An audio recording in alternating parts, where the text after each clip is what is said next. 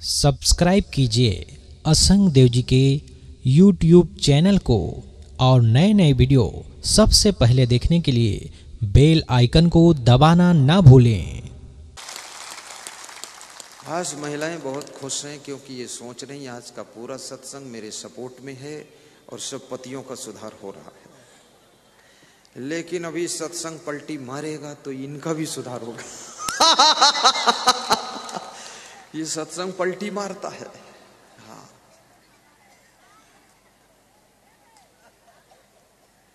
मैं आपसे एक चीज पूछूं, शनोखर अभी 2019 है ना, क्या है तारीख है बताओ? 14, 12, 13, 14 मार्च 2019 में प्रोग्राम शनोखर में चल रहा है, यही है ना? तो क्या ऐसी भी इच्छा होती है कि गुरुदेव अगले साल इसी महीने में हमारे शनोखर की इसी फील्ड में फिर आकर प्रवचन सुनाए? ऐसा सबके मन में, श्रोताओं के मन में भाव हो रहा कि नहीं हो रहा? हो रहा तो ताली बजाकर बताओ हो रहा है। थोड़ा मुस्कुरा कर बताओ कि हो रहा है। तो हाथ उठाकर बताओ पूरा पूरा हो रहा है। Very good. तुम हजारों लोग नर नारी मेरे लिए ये शुभकामना करना कि मैं बीमार ना हूं, स्वस्थ रहूं। करोगे शुभकामना? हाँ, ऐसी करना। जब स्वस्थ रहूंगा ना, बीमार नहीं होऊंगा, तभी तो आऊंगा। तो इतना हजारों लोगों की शुभकामनाएं मिलेंगी तो बीमारी आएगी नहीं। आने वाली होगी तो चौराहे पर खड़ी रहेगी कि तुम निकल जाओ उसके बाद। स्वस्थ रहना। और मैं शुभकामना करता हूं साधु समाज की ओर से कि तुम लोगों को भी बीमारी ना आए, तुम हंसते हंसते आ सको। और एक साल में तुम्हारे पास आए तो क्या आए, बीमार नहीं हो तुम, बल्कि तुम्हारे घर में कार आए और कार में बैठ करके तुम आओ प्रवचन सुनो। उन्नति हो तुम्हारी, विकास हो। प्रवचन अगर 1 एकड़ में हो तो तुम्हारी गाड़ियां 5 एकड़ में खड़ी हो। सब भक्तों के पास में कार हो, जीप हो, बोलेरो हो, स्कॉर्पियो हो, फॉर्च्यूनर हो। और अगर ऐसा ना हो तो सेकंड हैंड कार खरीद लेना 70,000 में, और डेंट पेंट करा के लिख देना गुरुदेव की कृपा से कार आ रही है, रास्ता खाली करो, मैं बैठ के आ रहा हूं। सेकंड हैंड ही ले लो, क्या फर्क है? सस्ता काम करो। लेकिन हमेशा मन में सोचिए कि अच्छा मकान बनाऊंगा, अच्छी गाड़ी लाऊंगा, बच्चों को अच्छी शिक्षा दूंगा, अच्छा समागम कराऊंगा, ये बातें सोचा करो। कभी मांस, मछली, अंडा, नशा, शराब, जुआ, बीड़ी, सिगरेट, गांजा, चरस, तंबाकू, ताश आदि प्रयोग करने के लिए सोचना ही मत। एक एक पैसा मेहनत से कमाइए, लेकिन बचाइए भी, और बचे हुए पैसे से प्यारे भाइयों अच्छा घर बनाइए। कभी मैं भी आऊं तो 10 मिनट आपके अच्छे घर में बैठूं तो सही, और कभी मैं आऊं तो आपका घर देखकर खुश हो जाऊं। मेरे मन में इच्छा है कोई भक्त गरीब न रहे। शिवरी जैसे भक्त नहीं, बल्कि हमको मीरा जैसे भक्त चाहिए कि महलों में रह करके गुरुदेव का ध्यान कीजिए।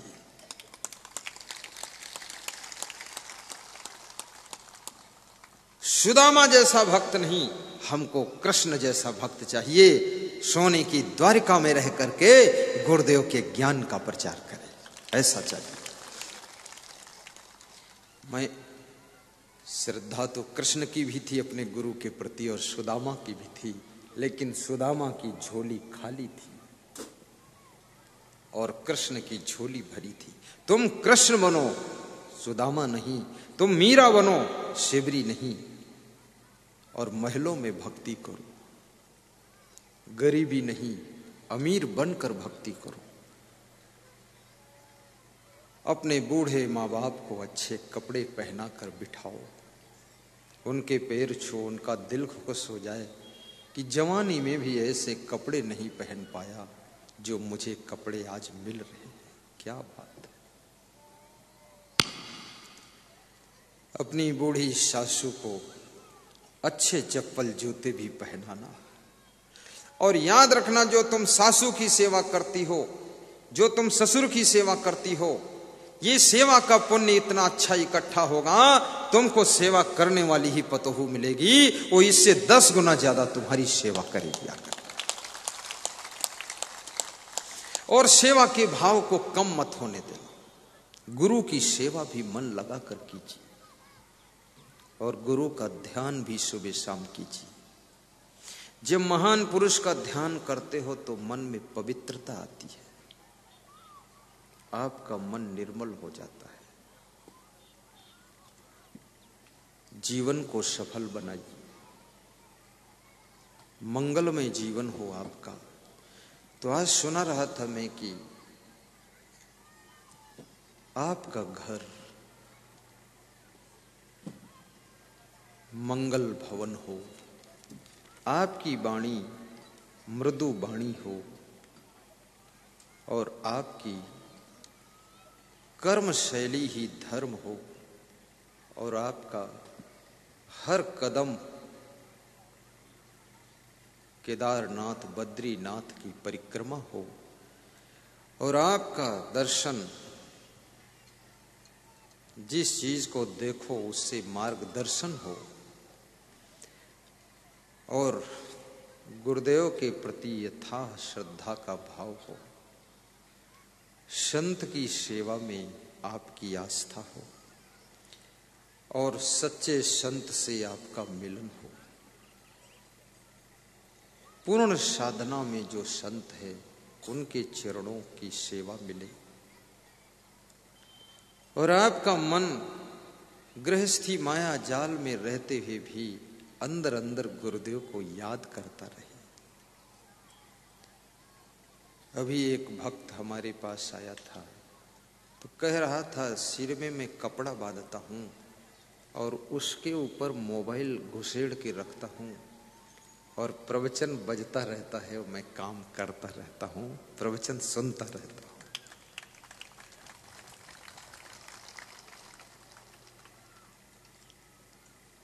हमेशा प्रवचन का लाभ लीजिए, समय को व्यर्थ मत गंवाइए। और याद रखना मेरे भाइयों बहनों, परिवार हो या ग्राम समाज हो, सभी से तालमेल बिठा कर रहिए, और अपने घर में ईमानदारी, वफादारी, जिम्मेदारी से काम कीजिए। सामान को न बिगाड़िए, सामान को केयर कीजिए। द्वार पर बंधे हुए गाय भैंस आदि पशुओं से भी प्रेम कीजिए, उनकी भी अच्छी सेवा कीजिए। हमारा छत्तीसगढ़ में आश्रम है, वहां पर लूली, लिंगड़ी, कमजोर, अंधी सैकड़ों गायें रहती हैं। उन गायों की सेवा के लिए अभी 90,000 का पेरा मंगवाए थे, वो संत जी लेकर आया था 90,000 का। वो 3 महीने में खत्म कर दिया गायों ने। और सब गायें ऐसी थी जो चलती थी तो कमजोरी के कारण गिर पड़ती थी, उठ नहीं पाती थी, और 3 महीने में वे गायें सब तंदुरुस्त हो गई। जब मैं जाता हूं तो उन गायों को देखने जाता हूं, रात में जाऊंगा तो भी उधर जाके टार्च मार कर देखता हूं, और वो जान जाती इस आश्रम का मुखिया व्यक्ति आया है, तो सब उठ जाती और कान हिलाती मेरी ओर देखती है, तो मैं खुश हो जाता हूं। तो 1 कुंटल गुड़ मंगाकर उनको खिलवाता हूं कि इनको गुड़ खिलाइए, गाय माता की सेवा कीजिए।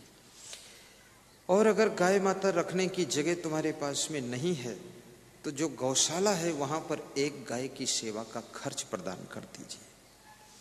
और यहाँ पर जो मंडप में डिब्बे बांधे गए हैं, ये गौमाता की सेवा के लिए बंधे हैं, मेरे लिए नहीं बंधे हैं। इसमें जो भी दान आता है 2000, 1000 ऐसे बहुत कम लोग डाल पाते हैं। कहीं कहीं बता देता हूं तो डाल देते, नहीं लोग सोचते डब्बा फालतू बंधा है। फालतू नहीं, वो गाय की सेवा के लिए, और उन गायों की सेवा बहुत भाव से हो रही है। और इस भारत माता की भी सेवा करना। ये भारत देश एक ऐसा देश है जिस देश के लोगों ने अपने देश को माता माना है। ये साधारण बात नहीं। अमेरिका अपने देश को माता नहीं मानता, इंग्लैंड माता नहीं मानता, Indonesia, Malaysia, Thailand, Muscat, Abu Dhabi, ये देश के लोग अपने देश को, पाकिस्तान, ये माता नहीं मानते हैं। ये तो देश को खाली देश मानते हैं। लेकिन हमारे देश के लोग कितने महान हैं, ये देशवासी जो अपने देश को माता का स्थान दिया है और जिसको भारत माता कहा जाता है। ये पहला देश विश्व का है जो मां का स्थान प्राप्त किया है। ये तुम्हारी आस्था की पहचान है। और भारतीय लोगों की आस्था इतनी अधिक है, ये तो पेड़ पौधों की भी पूजा कर देते हैं, पशु पंछियों की भी पूजा करते हैं, मिट्टी की मूर्ति की भी पूजा करते हैं। और तुम बहुत बड़े पुजारी हो, सबकी पूजा करते हो, लेकिन इसके साथ साथ में कम से कम अपने देश के भी पुजारी बन जाना, अपनी गौ माता के पुजारी बन जाना और जन्म देने वाली माता के पुजारी बन जाना। फिर एक माता और आती है, उसका नाम है ये धरती माता, जिसके ऊपर तुम रहते हो, खेलते हो, कूदते हो, सोते हो, जागते हो, खेती बाड़ी करते हो, काम करते हो। इसका नाम धरती माता है। इस धरती माता के गौरव को भी कम होने मत देना। ये भारत की धरती, हिंदुस्तान की धरती, ये भारतीय संस्कृति के रंग में रंगी हुई धरती और ऋषि मुनियों की तपस्या से झूमी हुई धरती, ये महान भूमि है भारत देश। और इस धरती को भी धन्यवाद देना। जिस समय स्वामी विवेकानंद अमेरिका में प्रवचन करने के लिए गए थे, आज के लगभग 100 साल पहले की बात है, शिकागो में विश्व धर्म सम्मेलन था, कैलिफोर्निया, शिकागो। वहां पर जब गए तो भारत के नाम पर 0 टाइम दिया गया। कितना? 0। तो 0 पर प्रवचन प्रारंभ किया कि my dears brothers and sisters Americans. जब बोला उन्होंने, इसको सुन करके तालियों की गड़गड़ाहट के साथ में शिकागो का हाल गूंज उठा और लोग सोच में पड़ गए, कोई ऐसा भारत से संत आया है जिसने पूरे अमेरिका वासियों को भाई और बहन बना दिया है। Brothers and sisters, my dears. खुश हो गए, सब गदगद हो गए। और जब प्रवचन शुरू हुआ, ये भारत देश में, मैं गुजरात जब जाता हूं तो वहां एक चीज देखता हूं, हर स्त्री को वहां बहन कहा जाता है और हर पुरुष को भाई कहा जाता है। धिक्कार है उन लोगों को जो अपने भाई को भी भाई नहीं मान पा रहे हैं, बहन को बहन नहीं कह पा रहे हैं। और महान है वो गुजरात प्रदेश, जहां पर महान है भारत देश, जहां के लोग पूरे देश को भाइयों और बहनों कह करके पुकारते हैं। ऐसे देशवासियों को बारंबार नमन करता हूं, धन्यवाद देता हूं। ये भारत की धरती और भारत देश में संत बनो तो भी महान संत बनो, मिलिट्री में नौकरी करो तो महान सैनिक बनो। महान सैनिक का अर्थ होता है धोखेबाज नहीं है, गद्दार नहीं है, वफादार है। और पुलिस में नौकरी करो तो महान पुलिस कर्मचारी बनो, कलेक्टर बनो तो महान कलेक्टर बनो। जिले को लूटने का लुटट्टर न बनो, कलेक्टर लुटट्टर नहीं, कलेक्टर। जिले को निचोड़ो मत, जिले का बजट जिले में उदारता के साथ लगाओ। 1 रुपया बजट बचना नहीं चाहिए, फटाफट खर्च करना चाहिए। पूरे जिले को चमका दीजिए। और कलेक्टर का भी धर्म है कभी कभी सनोखर जैसे गांव में आकर अचानक दौरा करना चाहिए। देखो सनोखर में हुआ क्या है, सड़कों में गड्ढे कितने बड़े बड़े हैं, उनको भी जरा ठीक करो मेरे प्रभु। और देश की राजनीति में हिस्सेदारी लीजिए, तो देश की राजनीति में भी मैं निवेदन करूंगा, विधायक बनो, मुखिया बनो, सांसद बनो, मिनिस्टर बनो, चीफ मिनिस्टर, प्राइम मिनिस्टर बनो, लेकिन याद रखना महान मिनिस्टर बनो। देश का पैसा देश में लगाइए, प्रदेश का पैसा प्रदेश में लगाइए और प्रदेश का विकास कीजिए। प्रदेश की सड़कें चमचमानी चाहिए, और जो जाम लग रही है जगह जगह जाम, और ब्रिज बनना चाहिए, और हर सिटी और कस्बे के बाहर बाहर रिंग रोड बनना चाहिए, बड़ी गाड़ियां अंदर एंट्री ना हो, बाहर से निकल जाएं, और ब्रिज बन में दुबई गया, वहां कहीं जाम वाम नहीं लगती, क्योंकि वहां ब्रिज के ऊपर ब्रिज, ब्रिज के ऊपर ब्रिज, और चौराहों पर कोई लाल बत्ती पीली बत्ती कोई ज्यादा नहीं देखा मैंने, सब सटासट निकलते चले जाओ। हमारे देश में जितनी जाम लगती है, और यहां तो खाने के लिए भी काला जाम, सफेद जाम, और जाम फल, और सड़क पर भी जाम, सब जगह जाम ही जाम है। खाने में खाओ तो काला जाम, काला ना खाओ तो सफेद जाम, और सफेद ना खाओ तो ये अमरूद को जाम कहते हैं, ये भी जाम, ये पेट की जाम निकालता है। और सड़क पर जाओ तो वहां भी जाम, और ट्रेन में जाओ तो वहां इतनी भीड़, उसमें भी जाम। अरे क्या बात है।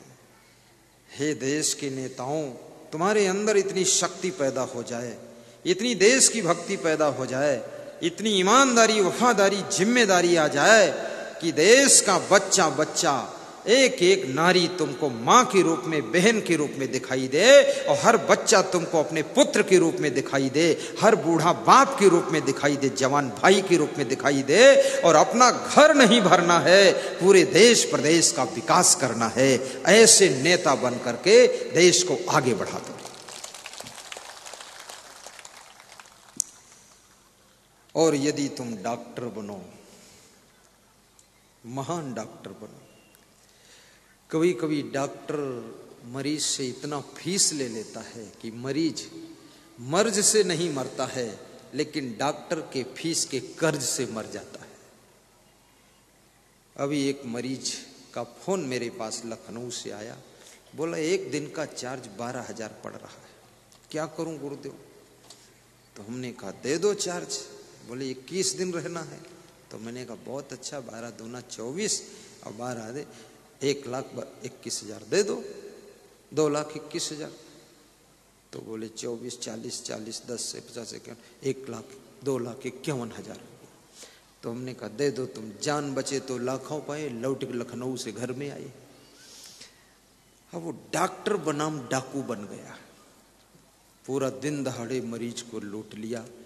वो बोले मर्ज से तो नहीं मरूंगा, लेकिन इस बीमारी के इलाज के कर्ज से जरूर मर जाऊंगा। बीमार पर जरा दया रखना, क्योंकि डॉक्टर का दूसरा स्थान भगवान का स्थान होता है। डॉक्टर बनाम भगवान होता है।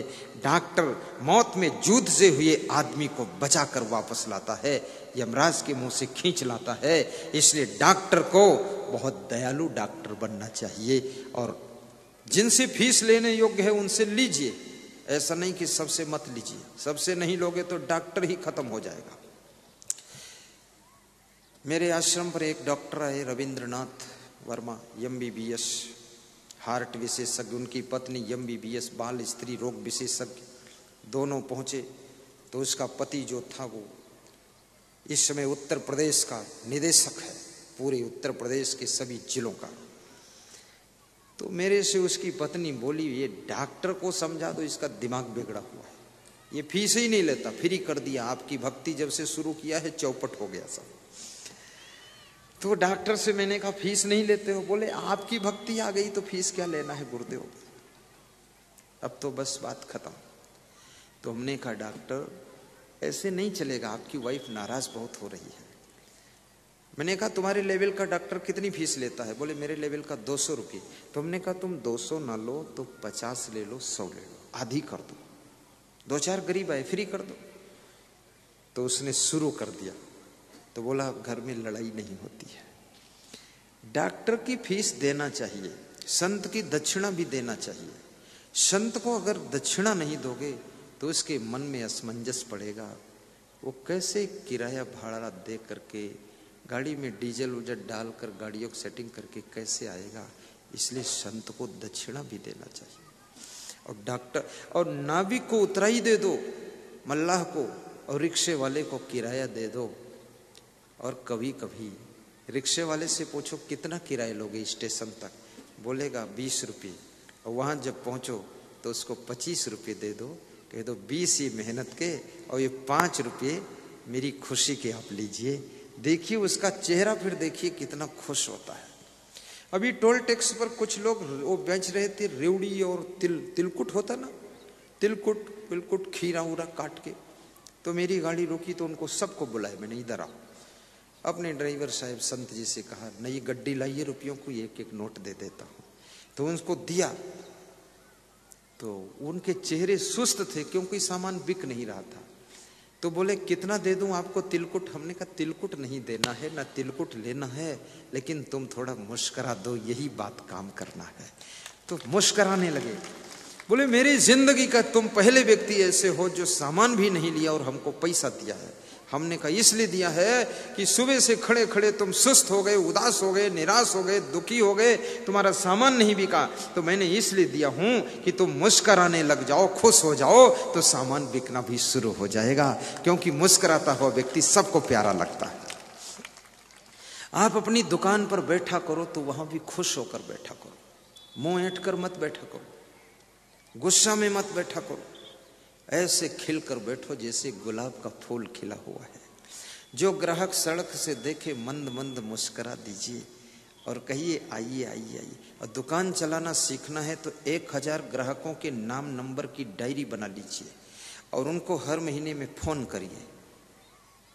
एक बार फोन लगाइए कि धन्यवाद, कुशल मंगल हो ना मुरलीधर, बहुत दिनों से आए नहीं, आइए, थोड़ा मिलने की इच्छा होती है। जब आएगा तो 200-400 का सामान भी ले जाएगा। ऐसी कला सीखो तुम। और कम से कम 500 लोगों के नाम भी याद रखिए। ये नाम याद करने की कला को भी विकसित कीजिए। कितने लोगों को तो अपनी पत्नी का भी नाम याद नहीं। मैंने छत्तीसगढ़ में एक आदमी से पूछा तुम्हारी वाइफ का क्या नाम? तो बोले घर में जाके पूछ के आता हूं। पूछने गया तो मैंने कहा तेरे को अपनी वाइफ का नाम नहीं याद? बोले यार ये तीसरी वाइफ है, आपको क्या पता है? कहां तक याद करूं, लाइन लगी है इनकी। हाँ। बहुत विचित्र लोग हैं। और मैं ये भी महिलाओं से कहूंगा, जिस पुरुष के पास में वाइफ है उसके साथ फिर तुम मत जुड़ना। अब उसके पास एक स्त्री है, तुम जुड़ोगी, तुम्हारी बर्बादी होगी, वहां झगड़ा लड़ाई खाम खा। तुम तो बिल्कुल सेपरेट और फ्रेश व्यक्ति के साथ विवाह कीजिए। और यदि विवाह नहीं होता है तो इससे बड़ा सौभाग्य भी और कोई नहीं है, क्योंकि विवाह सबसे दुखद कहानी शुरू करता है। विवाह ना हो, अकेले जिंदगी जीना सीखो, अकेले में रहना सीखो, अकेले में हंसना सीखो, अकेले में काम करना सीखो। जैसे हम संत लोग हैं, न पत्नी है न पतना, जो कुछ है सब इतना, कोई नहीं लफड़ा।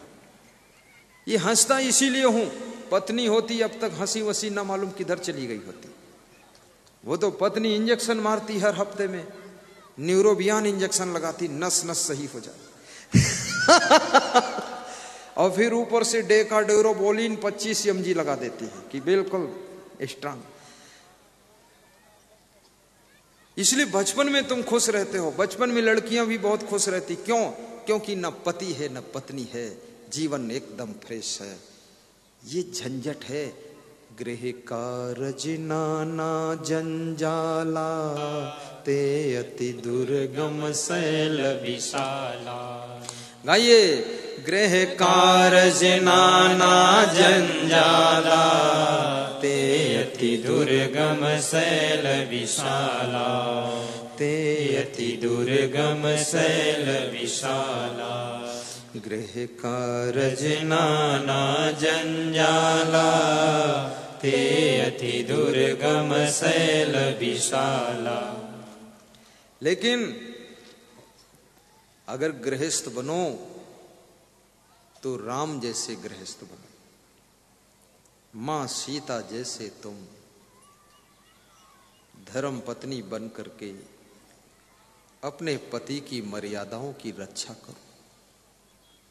राम जैसे पुत्र बन करके अपने पिता का सम्मान करो, भाइयों को भी संभाल लो, और घर में कोई समस्या हो तो गम खा करके उसको भी बर्दाश्त कर लो। गृहस्थाश्रम सहनशीलता का आश्रम है, तपस्या का आश्रम है, गम खाने का आश्रम है। और गृहस्थाश्रम मेहनत का आश्रम है। गृहस्थाश्रम छोटा मोटा आश्रम नहीं है। गृहस्थाश्रम इस सृष्टि की रचना करने का आश्रम है। और गृहस्थाश्रम में ऋषि मुनि तपस्वी साधु संत नेता minister chief minister prime minister और गृहस्थाश्रम में ही सभी का जन्म होता है। सबको पैदा करने वाला आश्रम गृहस्थाश्रम है। इसलिए गृहस्थाश्रम की निंदा नहीं की जा सकती है, पर गृहस्थाश्रम को जीने का ढंग भी सीखो। किसी गृहस्थ ने ही हमको भी जन्म दिया होगा, और जिस मां ने जन्म दिया है, कल मेरे पास में कोई सज्जन अपने बच्चे को, वो पत्नी को लेकर आए प्रणाम कराने के लिए। अब बोले ऐसा आशीर्वाद दो गुरुदेव, पहले आए थे आशीर्वाद दिया था कि आपको बच्चा नहीं है, होगा तो बच्चा पत्नी के पेट में आ चुका है, पर महान पुत्र पैदा होना चाहिए, बुद्धिमान पैदा होना चाहिए, लफंगा पैदा नहीं होना चाहिए, एकदम राम जैसा हो, कृष्ण जैसा हो, कबीर जैसा हो और साधु संत का गुण हो। और ऐसा हो गुरुदेव जैसे खिला हुआ सूरज सारा अंधेरा मिटा दे, देश की सेवा भी करे और आपकी भी सेवा करे और पड़ोसियों की भी सेवा करे। एक महान सेवक का जन्म मेरी वाइफ के द्वारा हो, ऐसा आशीर्वाद दीजिए। गृह कारज नाना जंजाला, ते अति दुर्गम शैल विशाला। गृह कारज नाना जंजाला, ते अति दुर्गम शैल विशाला। बड़े भाग्य मानुष तन पावा, सुर दुर्लभ सद ग्रंथन गावा। माइक की आवाज अच्छी सुनाई दे रही कि नहीं? मीठी है कि नहीं? है? मधुर है? अस्पष्ट है कि नहीं? क्लियर है कि नहीं? अरे बहुत अच्छी आवाज, हमको तो अच्छी सुनाई दे रही, तुमको दे रही कि नहीं दे रही? हैं? कह दो दे रही सुनाई बस। और इसको चलाने वाले जो संत है हमारा इलेक्ट्रॉनिक इंजीनियर है, और वो एसी गाड़ी में रहती है माइक, एसी गाड़ी पीछे लगी है, एयर कंडीशन, बहुत अच्छा सेट है। और इसमें एक विशेषता और है कि वो संत भी इतना शांत है, बहुत ठंडे स्वभाव का है। मेरे से कह रहा था मैं किसी को डांटने का मन नहीं होता मुझे, तो हमने कहा मत डांटो। बोले इच्छा ही नहीं होती किसी को मैं कुछ बोलूं। और वही संत हमारी संत मंडली का धर्माधिकारी भी है, धर्माधिकारी। और प्रवचन भी अच्छा देते हैं, भजन भी अच्छा सुनाते हैं, भोजन भी टाप का बनाते हैं, और 14 टहरा ट्रक भी चला देते हैं।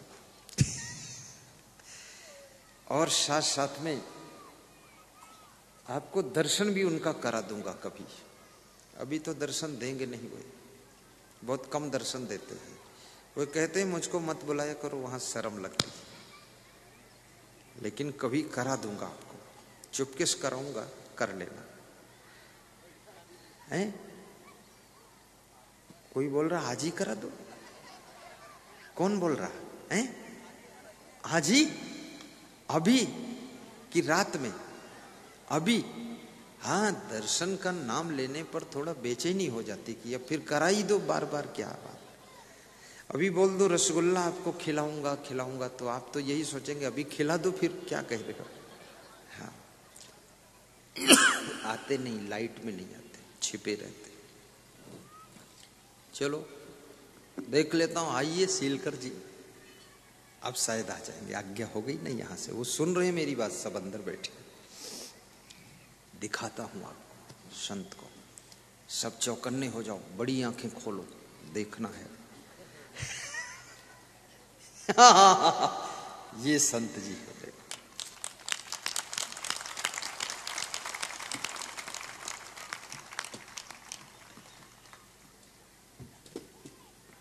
सुंदर स्वभाव, महान चरित्र, परम वैराग्य, अथाह श्रद्धा। इस उम्र में भी जब मैं विदा होता हूं 15-20 दिन के लिए इनसे, तो ये रोने लग जाते हैं, इतनी बड़ी श्रद्धा भी रखते हैं। और इनका नाम शीलकर जी है। ये धर्माधिकारी भी इनको चुना हूं, और ये प्रवचन भी टाप का करते हैं, और साथ में भजन भी गजब का गाते हैं, और इलेक्ट्रॉनिक इंजीनियर भी है ये, और कंस्ट्रक्शन इंजीनियर है, और प्लस भोजन बहुत अच्छा बनाते हैं, नए नए आइटम, और ट्रक, बस, कार, जीप सब टाप का चलाते हैं। कभी सीखने नहीं गए, पहली बार आज्ञा दिया गुजरात में, तब से चलाते हैं। और कहीं खुरच नहीं आई, कहीं लड़ी नहीं, कोई एक पिल्ला भी दबा नहीं इनसे। इतना सावधानी, इतनी शांति। मुस्कुराइए। ये माइक इनको दीजिए जरा, 2 मिनट इनकी आवाज सुनवा दूं आपको, हैं? आज सुन लो आवाज।